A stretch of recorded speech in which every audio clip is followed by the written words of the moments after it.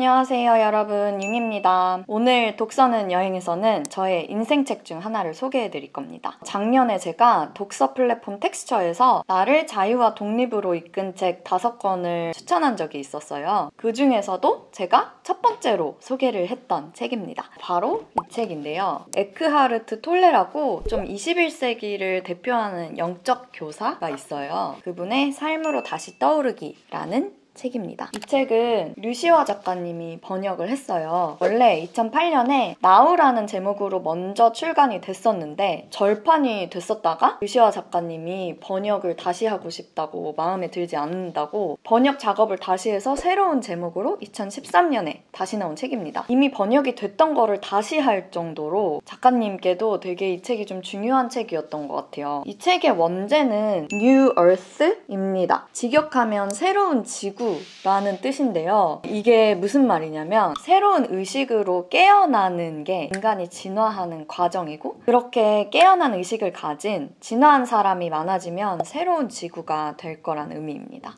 오늘 소개해드릴 내용들이 쉽지는 않아요. 하지만 이 책을 좀 반복해서 읽고 책에 나오는 대로 시도도 해보고, 만약에 내 생각이 이 책을 통해서 조금이라도 영향을 받게 된다면 좋은 점이 진짜 많을 거라고 생각합니다. 진정한 나를 찾는다는 게 뭔지 되게 어렵잖아요. 이 책에 내가 나를 알고 내면의 평화를 찾을 수 있는 진짜 정수, 정말 에센스 같은 내용이 담겨 있습니다. 정말 깊고 본질적이에요. 이 책을 2019년에 처음 읽고 좀 충격을 받았었어요. 세상이 돌아가는 비밀? 그런 우주적인 원리? 이런 거를 몰래 엿보게 된 것 같은 기분도 들었고요. 아니, 이런 내용이 공개가 돼 있다고? 이런 생각까지도 들었었습니다. 저의 세계관에도 굉장히 큰 영향을 준 책이고요. 최근에 좀 마음이 힘들어서 오랜만에 이 책을 다시 펼쳤는데요. 역시 배울 점이 너무 많았습니다. 이렇게 두껍거든요. 380페이지예요, 거의. 직접 한번 읽어보시면 좋을 것 같고요. 인생이 지금 힘들다, 잘 안 풀린다, 이렇게 생각하시는 분들도 힘들 때 읽어보셔도 좋을 책입니다. 인생에 도움되는 관점들을 얻으실 수 있을 거예요. 책에 나오는 커다란 흐름이 있거든요. 4가지를 지금 말씀드려볼게요.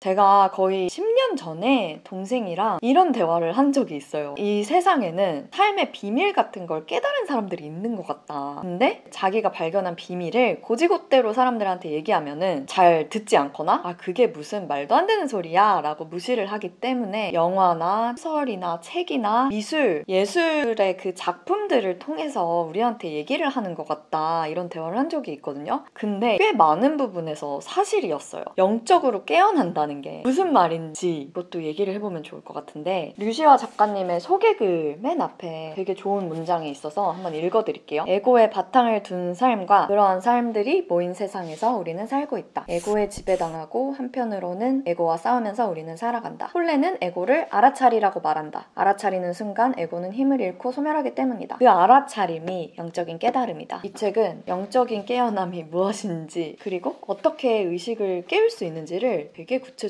담고 있습니다. 다 접어놓은 것도 보이시죠? 류시화 작가님의 문장들이 거의 이 책을 다 설명한다고 봐도 돼요.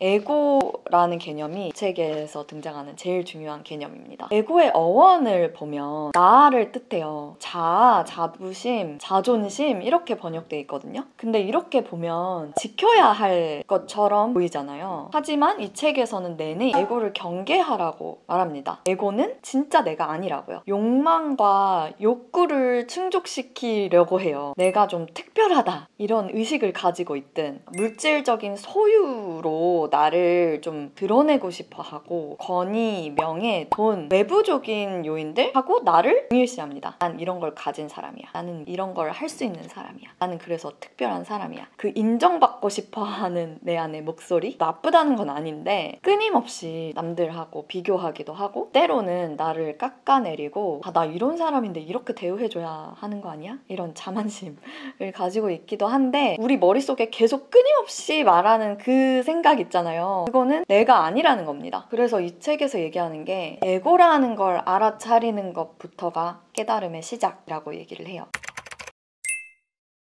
에고와 더불어서 되게 중요하게 나오는 개념인데요. 이것도 무슨 뜻인지 책 속에서 나오는 문장을 읽어드릴게요. 인간은 오래된 기억을 지속시키기 때문에 거의 모든 사람이 오래된 감정적 고통의 축적물을 지니고 있다. 나는 이것을 고통체라고 부른다. 이미 가지고 있는 그 고통체에 새로운 고통을 추가하는 것은 멈출 수 있다. 오래된 감정적 고통의 축적물. 저는 이 말이 되게 공감이 갔거든요. 당연히 인생을 살다 보면 좀 힘든 일도 생기고 그거를 계속 곱씹게 되잖아요. 왜 나한테 이런 일이 일어났지? 왜 이렇게 나는 힘들어야 되지? 왜 이렇게 인생이 거지 같을까? 여기서 나오는 말이 고통체는 과거를 업고 다니고 부정적인 생각들을 먹고 삽니다. 그리고 드라마를 좋아해요. 그래서 안 그래도 힘든데 이 고통체는 부정적인 감정들을 계속 들게 하기 때문에 나를 그냥 더 힘들게 만드는 거예요. 모든 게 에너지라는 말이 있잖아요. 우리의 생각에도 주파수가 있대요. 부정적인 생각은 낮은 주파수로 흐르고 긍정적인 생각은 높은 주파수로 진동한다고 합니다. 제가 엄청 공감한 문장들이 또 책 속에 있었는데 당신이 무엇을 말하고 어떤 일을 하고 어떤 얼굴을 세상에 보여주려고 하든 관계없이 당신의 마음 상태와 감정 상태는 숨길 수 없다. 누구든지 자신의 내면 상태에 해당하는 에너지장을 내뿜는다. 그리고 대부분의 사람들은 무의식적으로라도 상대방이 내뿜는 에너지를 감지한다. 상대방을 어떻게 느끼고 어떻게 반응하는가가 그것에 의해 크게 좌우된다. 내가 아무리 기분 좋은 표정을 지으려고 해도 사람들이 저는 그거를 다 느낀다고 생각하거든요. 그래서 왠지 저 사람은 끌리고 왠지 저 사람은 조금 나랑은 잘 안 맞을 것 같고 이런 직감 같은 게 들 때가 있는데 저는 그게 괜히 드는 게 아니라 에너지가 조금 달라서 그렇다고 정말로 생각을 하고요. 이 고통체라는 것도 알고 있으면 좋은 게 이거를 깨닫기만 해도 나의 여러 가지 상황과 감정들을 조금 떨어져서 볼 수 있는 것 같아요. 자유로워지기 위해서는 에고처럼 고통체를 깨닫는 것부터가 시작인 것 같고요. 그 다음에 더 중요한 건 의식적으로 현재 지금 이 순간에 존재하는 현존이라고 나옵니다.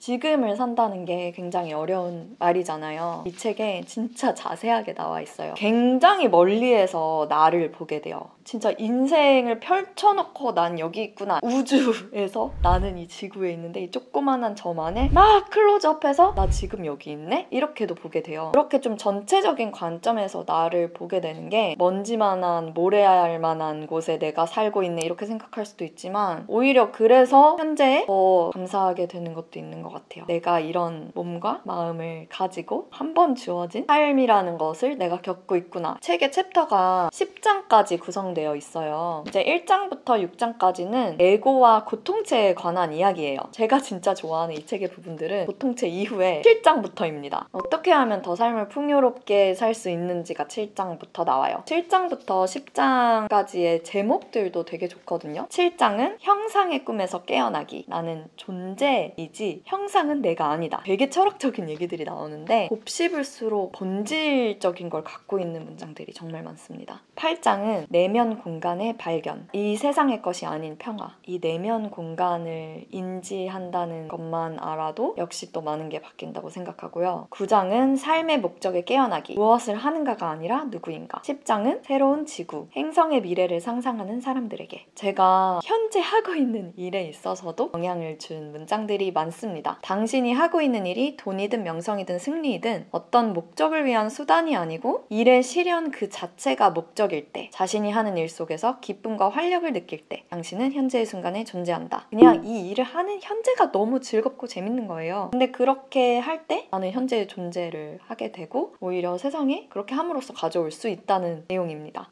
이 책 후반부에 깨어있는 행동의 3가지 방식이 나오거든요. 이 3가지가 뭐냐면 받아들임, 즐거움, 열정입니다. 이 중에서도 저는 즐거움에 관한 부분이 진짜 공감이 많이 갔어요. 여기서도 제가 밑줄 친 문장들을 읽어드리자면 기쁨은 당신이 하는 일로부터 오지 않는다. 기쁨은 당신의 내면 깊은 곳으로부터 당신이 하는 일 속으로 흘러들어가며 그렇게 해서 이 세상 속으로 흘러들어온다. 우리 일에 있어서도 매일매일을 살아가는 데 있어서도 되게 도움이 되는 말인 것 같아요. 즐거움하고 기쁨은 내가 하는 일에서 오는 거는 오해라고 말해요. 내가 하는 일이랑 기쁨의 상태는 내가 현재 순간에 온전히 존재하고 그 행위를 할 때, 그리고 그 행위가 단지 목적을 위한 수단은 아닐 때라고 나옵니다.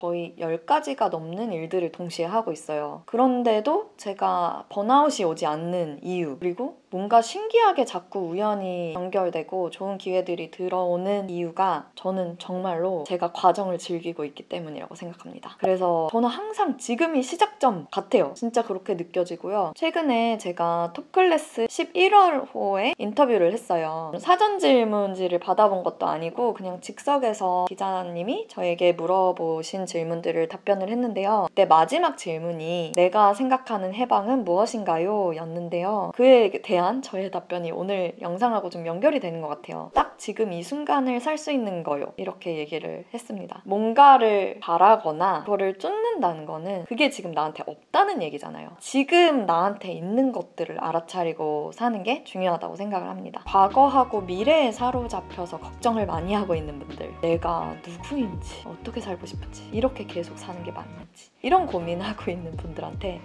저는 정말 책 추천합니다. 내가 내면의 평화를 찾게 되는 시작점이 될 수 있으니까요. 직접 읽어보시면 좋을 것 같고요. 그러면 언제나처럼 여러분을 응원하면서 오늘은 여기까지 할게요. 안녕.